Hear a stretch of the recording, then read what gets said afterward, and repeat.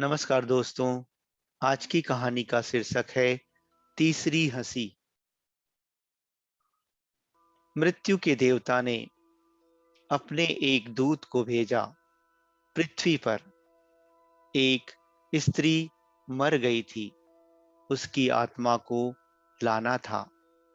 देवदूत आया, लेकिन चिंता में पड़ गया, क्योंकि तीन छोटी छोटी लड़कियां, जुड़वा, एक अभी भी उस मृत स्त्री के स्तन से लगी है। एक चीख रही है, पुकार रही है, एक रोते रोते सो गई है। उसके आंसू उसकी आंखों के पास सूख गए हैं। तीन छोटी जुड़वा बच्चियां और स्त्री मर गई है, और कोई देखने वाला नहीं है। पति पहले मर चुका है, परिवार में और कोई भी नहीं है। इन तीन छोटी बच्चियों का क्या होगा? उस देवदूत को यह ख्याल आ गया, तो वह खाली हाथ वापस लौट गया। उसने जाकर अपने प्रधान को कहा कि मैं ना ला सका, मुझे क्षमा करें। लेकिन आपको स्थिति का पता ही नहीं है। तीन जुड़वा बच्चियां हैं, छोटी छोटी, दूध पीती। एक अभी भी मृत स्तन से लगी है, एक रोते रोते सो गई है, दूसरी अभी चीख पुकार रही है। हृदय मेरा ला ना सका। क्या यह नहीं हो सकता कि इस स्त्री को कुछ दिन और जीवन के दे दिए जाएं?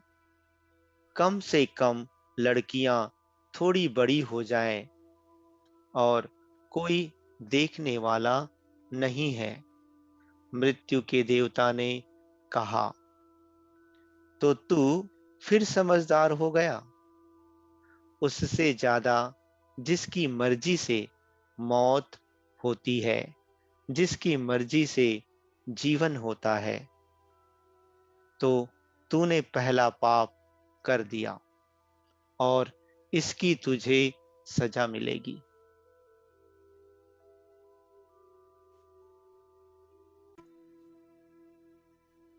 और सजा यह है कि तुझे पृथ्वी पर चले जाना पड़ेगा, और जब तक तू 3 बार ना हंस लेगा अपनी मूर्खता पर, तब तक वापस ना आ सकेगा। इसे थोड़ा समझना। 3 बार ना हंस लेगा अपनी मूर्खता पर, क्योंकि दूसरे की मूर्खता पर तो अहंकार हंसता है। जब तुम अपनी मूर्खता पर हंसते हो, तब अहंकार टूटता है। देवदूत को लगा लगा नहीं, वह राजी हो गया दंड भोगने को। लेकिन फिर भी उसे लगा कि सही तो मैं ही हूं, और हंसने का मौका कैसे आएगा। उसे जमीन पर फेंक दिया गया। एक चमार, सर्दियों के दिन करीब आ रहे थे, और बच्चों के लिए कोट और कंबल खरीदने शहर गया था। कुछ रुपये इकट्ठे करके जब वह शहर जा रहा था, तो उसने राह के किनारे एक नंगे आदमी को पड़े हुए ठिठुरते हुए देखा। यह नंगा आदमी वही देवदूत है जो पृथ्वी पर फेंक दिया गया था।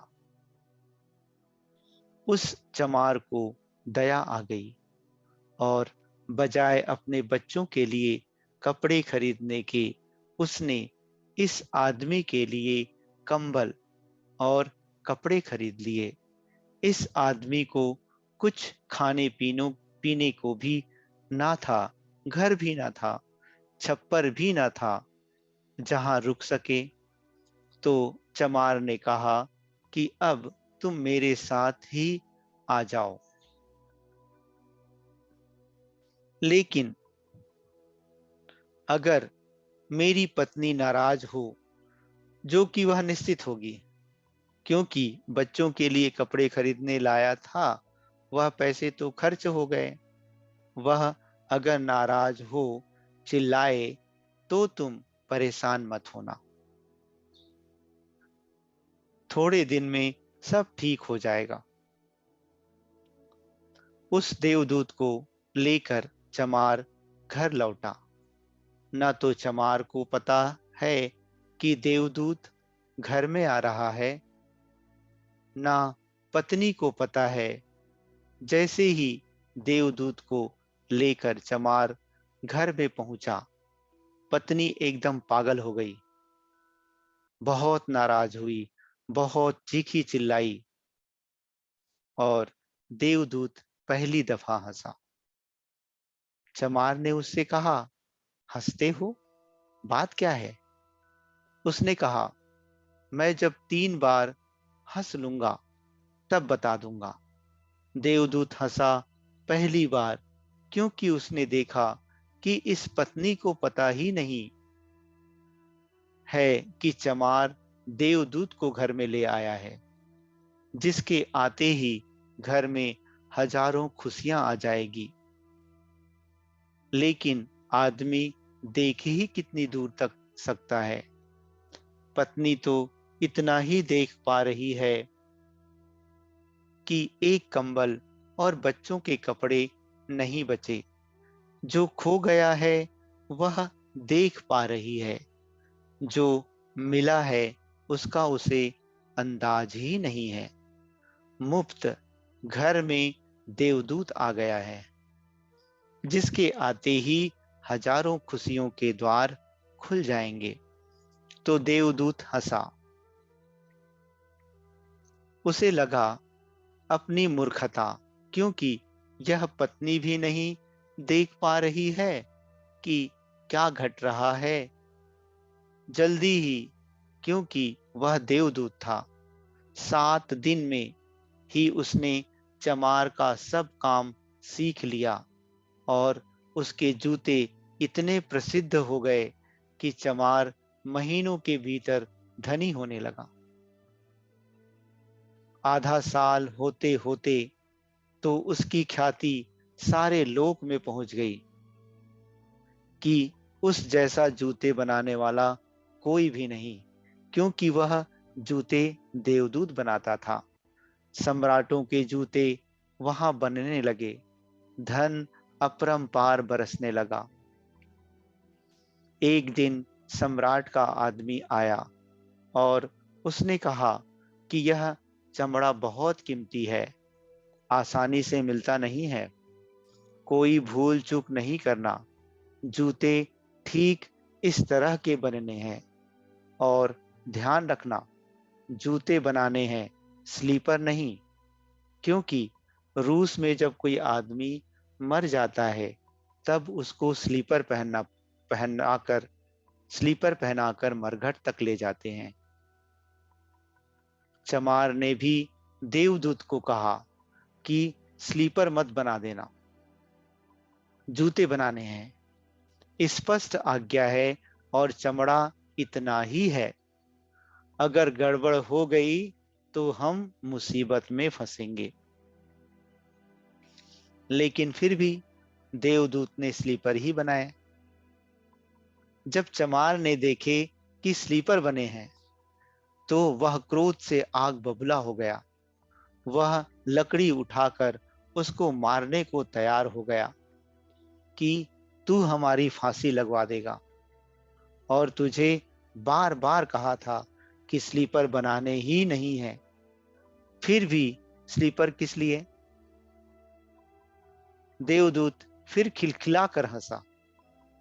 तभी आदमी सम्राट के घर से भागा हुआ आया। उसने कहा, जूते मत बनाना, स्लीपर बनाना, क्योंकि सम्राट की मृत्यु हो गई है। भविष्य अज्ञात है, सिवाय उसके और किसी को ज्ञात नहीं, और आदमी तो अतीत के आधार पर निर्णय लेता है। सम्राट जिंदा था तो जूते चाहिए थे, मर गया तो स्लीपर चाहिए। तब वह चमार उसके पैर पकड़कर माफी मांगने लगा कि मुझे माफ कर दे, मैंने तुझे मारा। पर उसने कहा, कोई हर्ज नहीं, मैं अपना दंड भोग रहा हूं। लेकिन वह हंसा आज दोबारा। चमार ने फिर पूछा कि हंसी का कारण। उसने कहा कि जब मैं 3 बार हंस लूंगा।